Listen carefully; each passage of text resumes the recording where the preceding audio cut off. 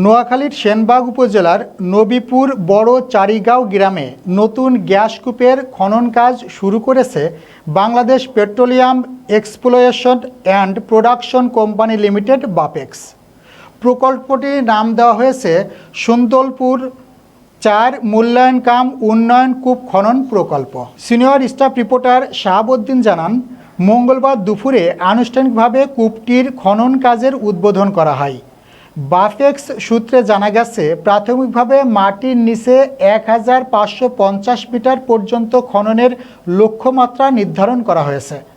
খনন কাজ শেষ হতে প্রায় 45 দিন সময় লাগবে। এরপর আরও 15 দিন ডিএসটি বা ড্রিল স্টেম টেস্ট পরিচালনা করা হবে। পরীক্ষা শেষে কূপটিতে মজুদ থাকা গ্যাসের প্রকৃত পরিমাণ সম্পর্কে নিশ্চিত হওয়া যাবে। প্রাথমিক ধারণা অনুযায়ী কূপটির খনন ও ডিএসটি পরীক্ষা সফল হলে প্রতিদিন প্রায় 7 মিলিয়ন ঘনফুট গ্যাস জাতীয় গ্রিডে যুক্ত হতে পারে।